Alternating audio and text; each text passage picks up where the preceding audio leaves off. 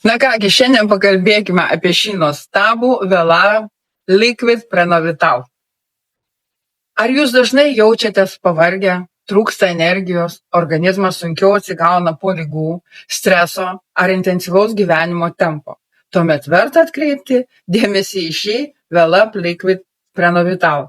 Tai yra tamsaus žalio stiklo buteliukas, automatinė pipetė. Tokių 15-20 lašiukų įlašinam į kambario temperatūros stiklinę vandens, išmaišom ir geriam.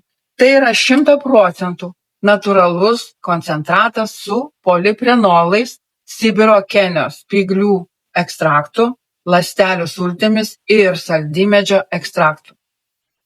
Pagrindinė šio produkto vertė tai yra poliprenolai. Tai naudingos, natūralios medžiagos, kurios padeda organizmui palaikyti normalią kepenų veiklą, imuninės sistemos funkcijas ir organizmo energijos apykaitą.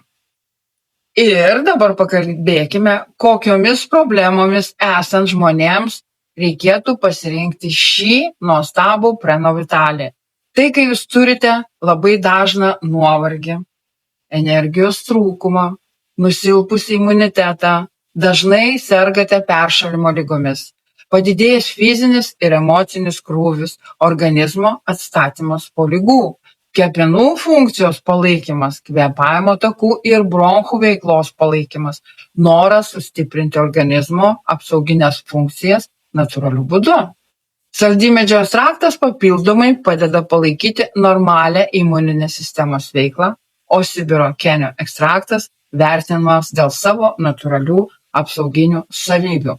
Svarbu suprasti, kad tai nėra kažkoks tai stebuklingas papildas, kad tai nėra kažkoks tai stebuklingas vitaminas ar tabletė.